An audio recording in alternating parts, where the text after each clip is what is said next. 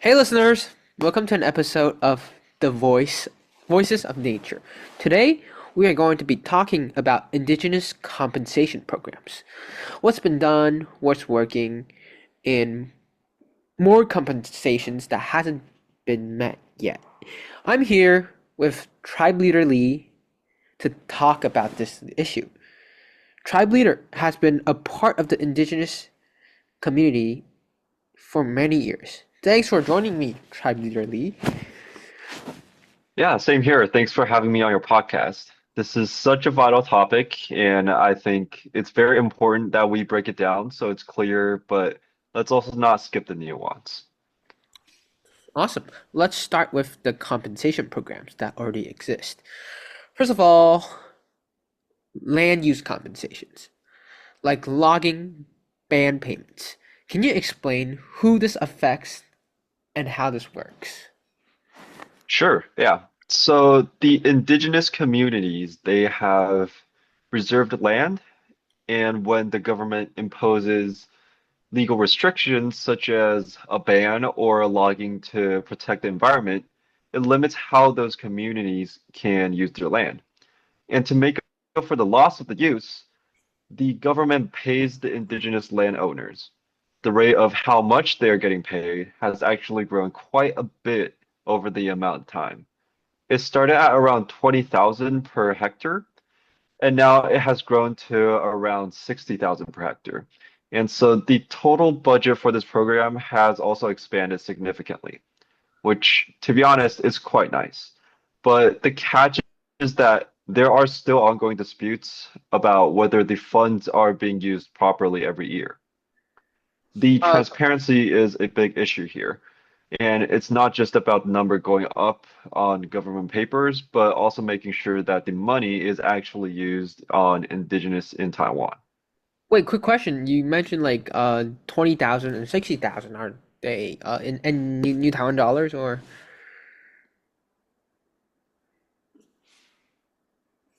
Yes, it is in New Taiwan dollars. Oh, then that's quite nice. That's quite nice. I can see that like that's quite a drastic increase. Okay, so moving on. Since numbers alone shouldn't equal justice, that is like throwing big budgets on the issue. Another question I have is like the nuclear waste and laundry, since I've been hearing quite a lot about it, no matter from the news, from my friends, when they were arguing about if we should have nuclear power in Taiwan. That's a really special one, I think, because it may create like a long-term effect. Can you tell us about like what indigenous tribes think about this issue? Right. So I have heard about this case once or twice. Back when the Taiwanese government used indigenous land on Lanyu for nuclear waste storage, they set up a special compensation fund.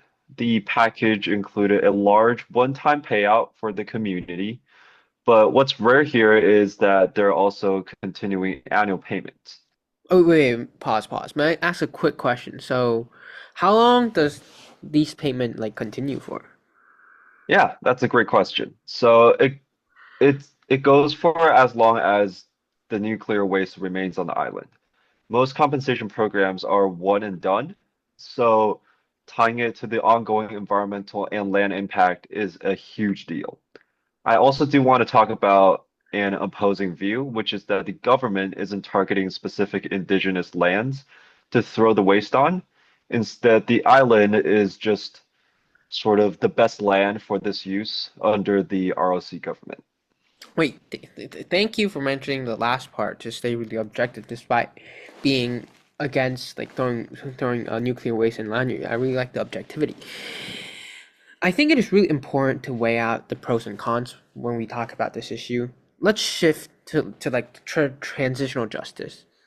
Okay, so there was like this like apology in 2016 from the previous president, Miss Tsai Ing-wen, and they launched the Presidential Office of Indigenous Historical Justice and Transitional Justice Committee.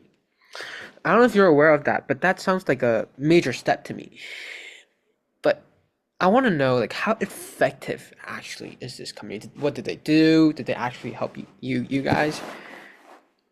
So symbolically, it's pretty huge. A formal government apology for centuries of historical injustices.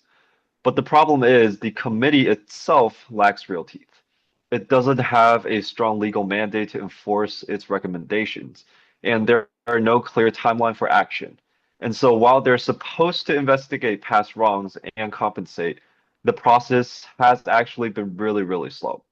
A lot of indigenous leaders say it's mostly symbolic and for personal political gains, and that the DPP have been painting us as savages for the past centuries, and now they come to quote unquote apologize just so they can gain our vote for the next election.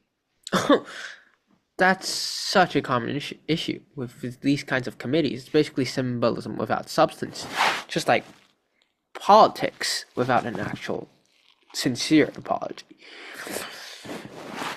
Adding on onto your point about like the DPP like coming to apologize, but from an outsider's perspective, I feel like it's really kind for her to do that. But I really appreciate that I'm able to like hear a real indigenous voice on like what they think about this issue. So now we know like not all indigenous people agree or like or like accept is the better word, accept like this apology.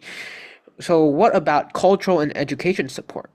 I know like there are laws in Taiwan protecting indigenous culture, and most importantly, what have heard the most often is that they get extra points during standardized tests, like the standardized tests when you go to college in Taiwan. So, what do you think about those these like programs and extra points actually help indigenous, or do you think it's bad since it creates like more labels. Like often I hear people calling names on Aboriginals just because they get more points.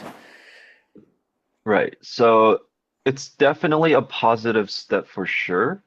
The indigenous languages are now recognized as a national language in Taiwan, which is a big shift from past policies that try to suppress them.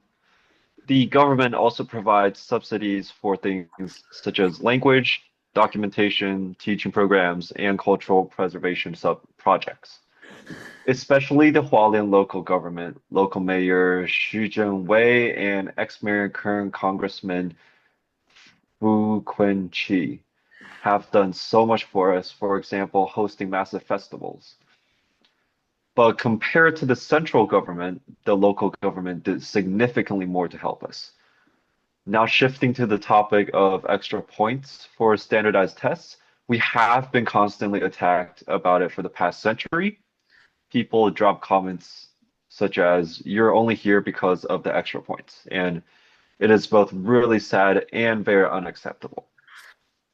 I feel you being labeled just because of a government policy is really unacceptable, and I hope like the new generation actually moves on from the stereotype because I believe there are some really capable indigenous people that can go go to the same schools even without the extra points. Okay, let's move on to like unmet demands and empty promises. From what I've heard, land rights are the core of most indigenous demands since like the indigenous community have a really deep connection with their land, have a really deep connection with nature. So, but my question is, why is it such a significant issue? Is it just because like the connection to the land, or is there like something deeper? So, just like what you said, land justice is quite significant for the indigenous communities. Their identity, culture, and just the way of life and how it's rooted to their traditional territories, right?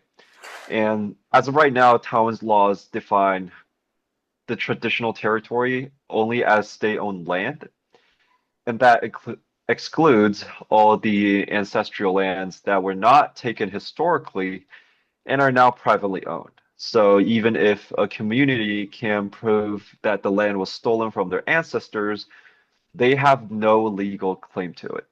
That feels like ongoing dispossession to activists. In addition, there is no comprehensive system to return land or grant fair land rights over traditional territories in a way that indigenous communities actually recognize as just. This is one of the biggest sources of protest and frustration without land. Everything else is basically incomplete. Wow, wow. That is actually quite sad to hear because thank you for bringing this perspective to me. I wasn't like thinking from that perspective of like how the land was actually stolen more than just like the connection. It was actually an indigenous land, but the government like stole it and made it like a government owned land. I didn't think from that perspective. It's really, really good. But that's just like another like unmet demand from the government.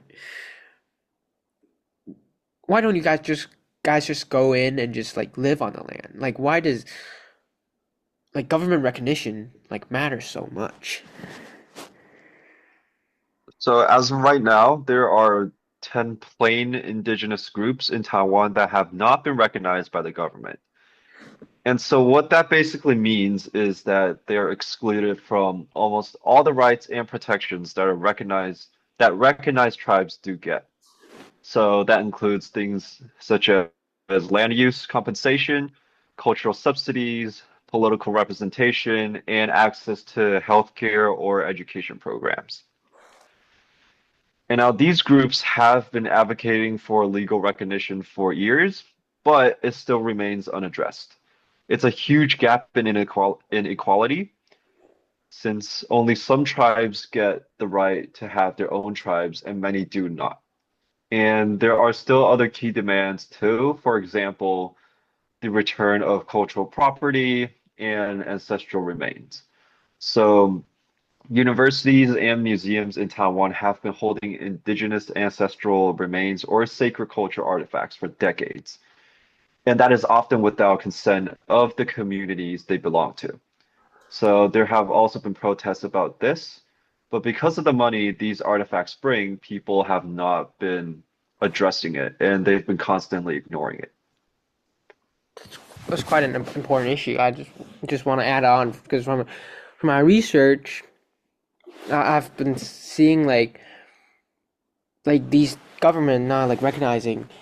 So since there are only like 16 recognized tribes in Taiwan, right? And I did some research on this because I was really curious about like why there were only 16 and not more of them.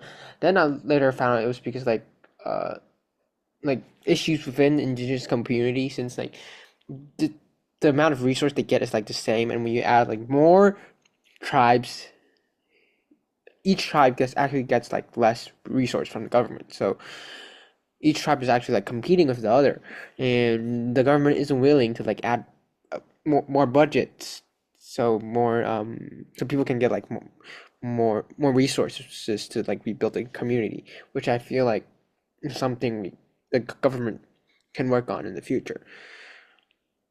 But I believe the artifacts you were talking about, those just aren't just artifacts or like the remains. They're like part of you guys' community and identity. And I also had to research on American in Indian in indigenous people, and I believe most country of indigenous people they have something called FPIC, which stands for Free, Prior, and Informed Consent. And I've heard that this is like a big international principle. Like they have this principle, agreed principle. But I believe, after doing some research, I believe Taiwan's system doesn't really have this international principle. So may I ask, like, why? Right. So I definitely see that you've done a lot of research and came up with a few great questions. The FPIC is a core principle of international indigenous right laws. For listeners who do not know what that means, it basically means that everyone has to get consent before using and exporting from indigenous land. Taiwan does not have a full system like that, since all of the lands in the mountains are still mostly labeled as state-owned lands. In order for you to claim these lands, you will need documentation that your ancestors bought the land. Do- Documentation? That's absurd. Those lands were passed on from centuries ago. And I believe like the most let's move on. Okay, the topic about land, revolving land, I think it's a bit too sad, and I don't think there's like a solution of like what we have it to. So let's move on to the next topic, which I think it's the most what, second most important bit behind land representation. So the topic is basically political representation. I heard that in Congress there are a total of six indigenous spots. From my understanding, those spots are divided into like mountain areas and plain area. Like they have different congressmen that's like in charge, the mountain area and the plain area. So, what do you think of these like representatives? Do they represent the indigenous community properly? And something I want to add on that I feel like it's really interesting when I did research is they have this colonial label of like mountain area and plain area, which I think should be abandoned a long time ago. So that let me let you answer the question. Right. So in this sense, self-determination means having a seat at the table and a voice in the decisions that affect your community. When you only have six spots to split amongst the 16 verified tribes and more unverified tribes, the amount of voice we get in Congress is very, very minimal. Oftentimes, these spots are split among the major tribes, like the Amis, since they have the most number of people. So the political parties would want to sway their votes the most. And so I believe we, the indigenous people of Taiwan, should be represented by someone who puts our best interests first, who puts the indigenous rights first, and instead of a representative that only talks about indigenous rights for, every 4 years when elections are coming and doesn't actually take the action when they actually step into the seat.